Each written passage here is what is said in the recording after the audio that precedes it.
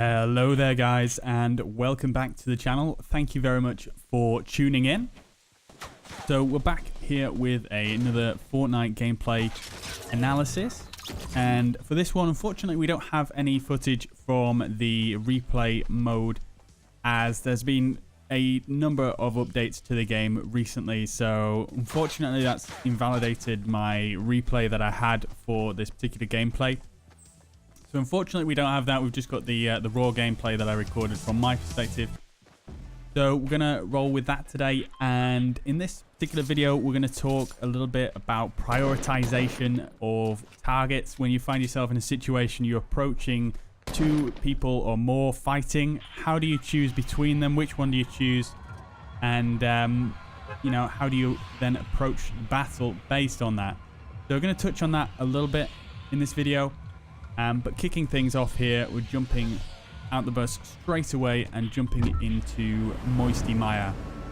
So I am convinced at the moment that Moisty Mire is one of the best places to drop at this moment in time.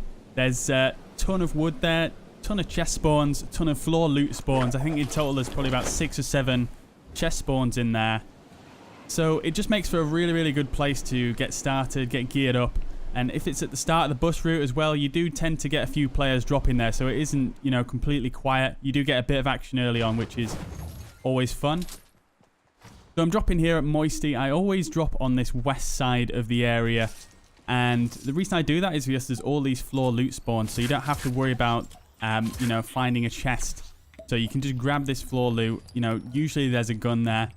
So you can just get that and get straight into the action.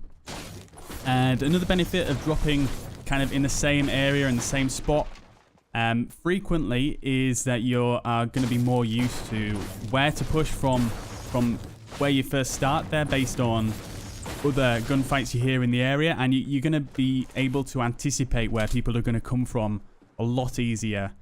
So it's, you know, it's definitely good to have a pattern in each location where you drop and how you move through the area to keep that consistent. I'm just grabbing a quick chest here. I've got quite lucky here and got mini shields and a big shield. I hear some gunfights just while I'm popping those shields there off to my east. So I'm going to go over and check that out. So as I'm approaching the area here, I hear a player's footsteps. Locate him quite easily. He doesn't build, so it makes for a very easy kill there with the SMG. So when I heard the gunfight earlier on, I was looking at the kill feed and I was looking to see if anybody had actually died from that gunfight, and in this situation nobody died, so I'm pretty certain that there's someone else close by. And just as I'm running off there we go, I get shot in the back by a player up top there. He gets some really good hits on me, takes off pretty much all my shields, so I pop the only mini I have left and try to build up and re-engage here. So I build up to about his height so that I can level the playing field and start taking some shots at him here. I get some decent hits on him, but he gets some good hits on me, and he actually runs behind the green screen there to reposition. So I'm not going to sort of give up here. I've got some good hits on him, so I want to keep up the chase. I build up to the high ground here and I actually lose this player. I can hear his footsteps below me, but I'm not entirely sure where he's gone. And what the player actually does here is he actually loops around completely and comes back up my ramp that I built originally to get up to this location. So I hear his footsteps pretty easily. He gets a very good hit on me with the tactical shotgun there, but I finish him off with the SMG there. He almost had me and I almost ran out of ammo then, but it was I got the better of him in the end. So straight away, popping a med kit here, using the pyramid here to try and save on resources. Just in case anyone else sneaks up on me. And just as I'm saying that, I can hear the other footsteps coming in. So someone else does actually push up on my location here. They don't realize that I'm healing inside this pyramid here. So I edit out and get some decent hits on him there. And then build up to the high ground to see if I can finish up this battle off here. I get a very good hit on him there with the headshot, and then just easily finishing him off there with the tactical shotgun.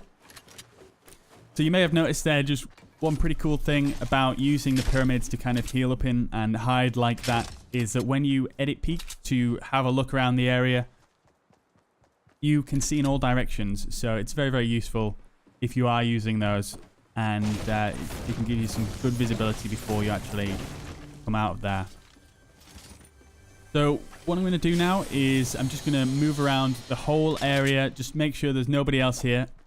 Obviously, because I'm recording this after the fact, I know there isn't going to be anybody else engaging on me here. So what I'm going to do now is essentially go around the whole area, harvest all the wood I can. I'm going to get my wood up to full. I might as well.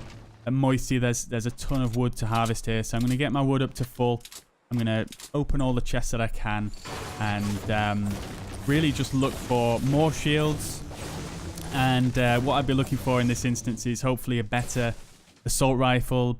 Pump shotgun as well will be great. So I'm going to go around this whole area and just loot up here. Okay, so skipping the video forward here, I've pushed out of Moisty Mine now. I went via the prison. Didn't run into anyone there, although there was evidence of people being there. There was ramps built, etc. So I'm going to push towards Fatal Fields here now. And this is quite a regular rotation that I make when I land at Moisty. I usually head in towards Fatal Fields. And again, it's all about that familiarity. I can't quite say that word today.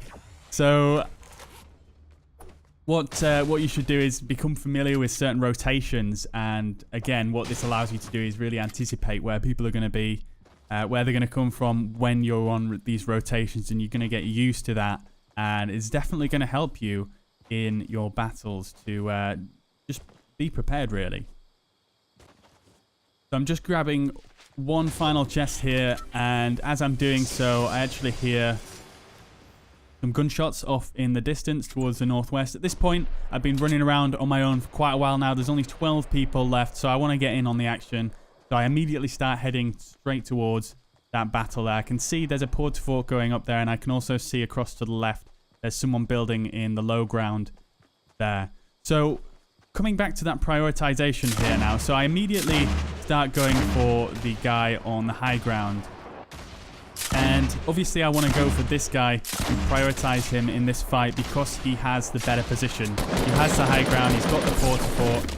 So I want to make sure I can take that guy out as quickly as possible. So I take that guy out relatively easily there. Take it down, take the port fort down with the grenade launcher really quite easily, and just finish him off essentially there with an AR and a shotgun. So now my attention turns to the second player, who I know was down in the fort at the bottom there. So I shoot a couple of grenades at him, and he doesn't seem to react at all. So I'm going to start pushing a little bit closer and see if I can get him to peek. Again, another grenade. Try and take down his base here, and I see he doesn't actually fall out that base. So I'm actually checking to the left here now. Checking into the forest there, because there's a lot of places someone can hide in there. And there he is. He actually just pops out there. He was actually in the low ground behind a panel there, and he takes a snipe at me and immediately starts ramp rushing on top of me. And I managed to take him out there with a shotgun. He nearly gets me once again, but you know, luckily I got better shots on him than he did. So I'm going to box myself in here and pop my chug jugs to get myself back to 100 at 100. And we're going to head out and see if we can find some more players here. So just while I'm looking around here, I actually spot this player. I think he was AFK just in this little cut here. So I just take my time with the shot and down him with a couple of headshots. Nice and easy. So being aware here that other players could have heard the gunfight that we had before and my shots at that player there, I'm just going to play it a little bit cautious here and just scout the area before I actually move out of this position. I can see there's a 1x1 up there on the hill. So that's going to be my next area of focus. So I start heading over in that direction.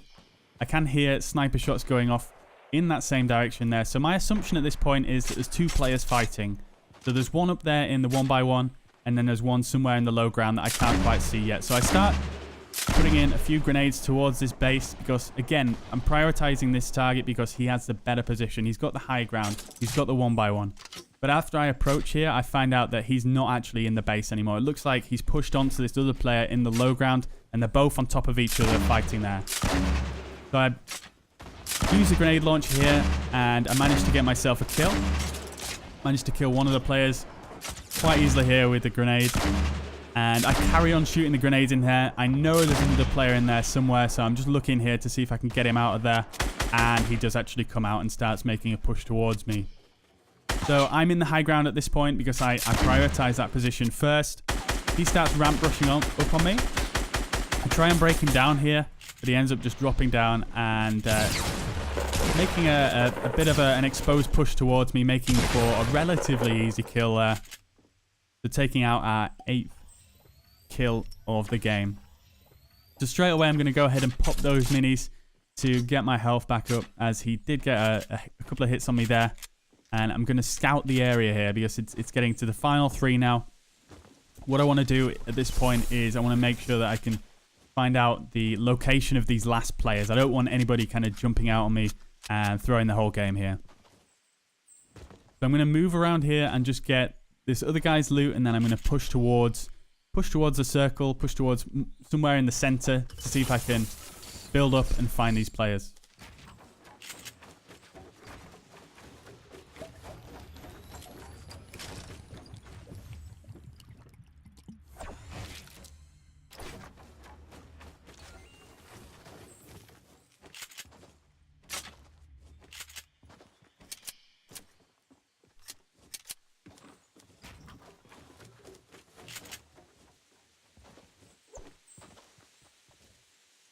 As you can see here, I'm doing very, very good on ammo and resources. I'm full on every resource pretty much. I've got a ton of ammo for every weapon I have. I've got 10 minis.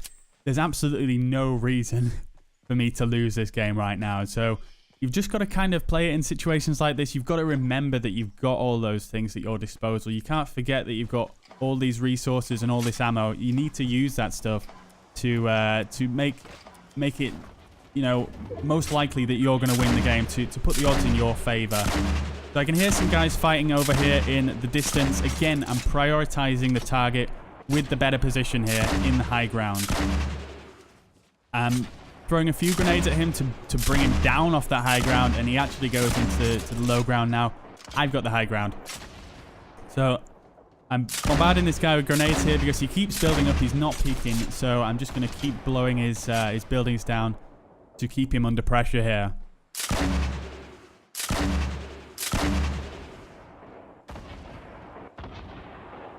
I'm going to keep going. I'm going to keep going. This is a great range for the grenade launcher here, so I'm going to stay in this position and just see if I can get a hit on him here. Looking around me here to make sure no one else is sneaking up on me. There is one other player, remember? So I get a really good hit on him there with a grenade, so I'm going to immediately start pushing the player now because he's going to be very low on health. He turtles himself in. He gets himself in a box to try and heal. I can see here that he is a bit of a switched on player because he makes an edit play there through to kind of move out the way, out of my line of sight here. And another player sneaks up on me here. So this is both the final players here, both engaging on me at the same time. So this other player takes a shot at me, but then he goes kind of into hiding. So what I'm thinking at this point is perhaps he's not the best player, he's not the most experienced, most confident, so I immediately switch my priority to the original player I was targeting and start trying to take more shots at him because I know he's relatively weak. So I'm going to keep using the grenade launcher here to blow down his buildings because he just seems to be playing it really, really safe right now. So I want to try and get rid of all his cover, keep him under pressure, and see if I can get that kill.